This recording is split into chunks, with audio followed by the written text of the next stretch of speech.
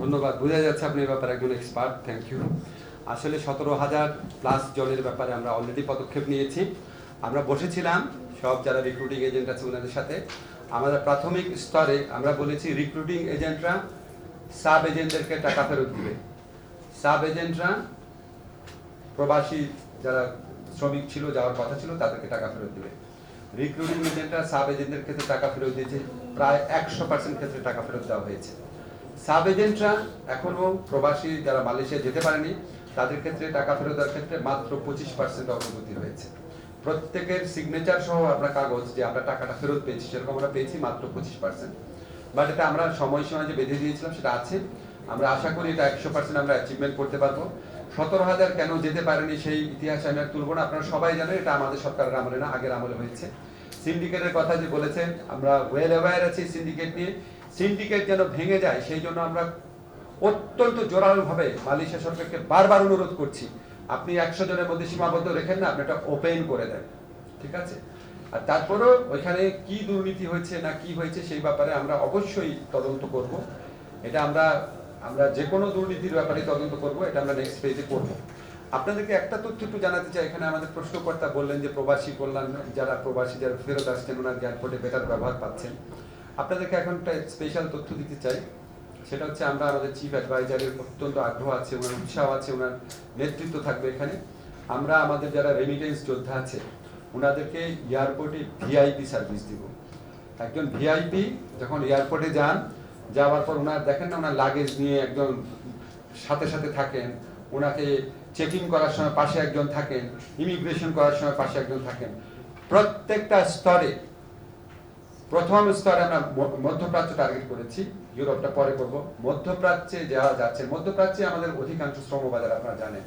প্রথম স্তরে মধ্যপ্রাচ্যে যে সমস্ত শ্রমিক, যে সমস্ত কর্মীরা যাচ্ছেন, ওনারা যখন ফেরত আসবেন একজন ভিআইপি যেরকম ট্রিটমেন্ট পান, লাউঞ্জ ব্যবহার আমরা চিন্তা করছি পরে, এটা অনেক পরের কাজ। এখনকার স্তরে আমরা আগামী 2 সপ্তাহ থেকে 1 মাসের মধ্যে যেটা করব, লাউঞ্জ ব্যবহার ছাড়া বা সেপারেট যে আপনার ইমিগ্রেশনের একটা কাউন্টার ব্যবহার করা ছাড়া, ওটা আমাদের অনেক কর্তৃপক্ষের সাথে কথা বলতে হবে।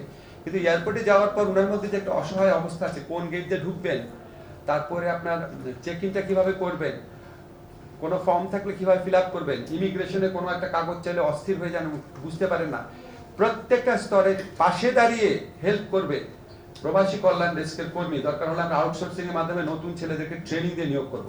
সেটা আমরা 2 সপ্তাহ থেকে 1 মাসের মধ্যে বাস্তবায়ন করব। এবং একজন প্রবাসী যেন কোনো অবস্থাতেই এয়ারপোর্টে হয়রানির শিকার না হন, অসহায় অপমানিত বোধ না করেন, এই ব্যাপারে আমাদের জিরো টলারেন্স থাকবে, এটা আমরা অবশ্যই নিশ্চিত করে ছাড়বো।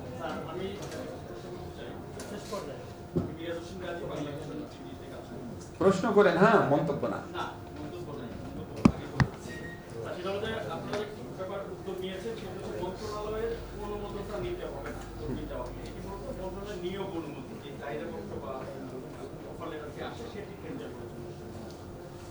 বাস্তবতা হচ্ছে যে আমরা তো প্রকাশন ব্যয় বা খরচ নিয়ে বলি, কিন্তু এই প্রতিটা প্রক্রিয়া সেই অ্যাপ্রুভাল থেকে শুরু করে ওই দেশের, এরপরে আমাদের দূতাবাসের অ্যানাস্টেশন, এরপরে মন্ত্রণালয় নিয়োগ অনুমতি, এরপরে রিক্রুটিং এজেন্সি, এরপরে বিএমএডি ক্লিয়ারেন্স, প্রতিটি ধাপে অনিয়ম অস্বচ্ছতা আছে, যে কারণে কিন্তু কর্মীরা গিয়ে ওইখানে কাজ পায় না, বেকার। যদি এই বিষয়টা আমরা সামনে কমান, এখন মন্ত্রণালয়ের হাতে কিন্তু স্যার এই ক্ষমতাটি ছিল এবং মন্ত্রণালয়ের কাছে সবাই এজন্য একটু দায়বদ্ধ থাকতো যে মন্ত্রণালয় নিয়োগ অনুমতি লাগে এবং অ্যাটাস্টেশনের স্বচ্ছতাটাও তখন আপনারাও যাচাই বাছাই করার সুযোগ পেতেন।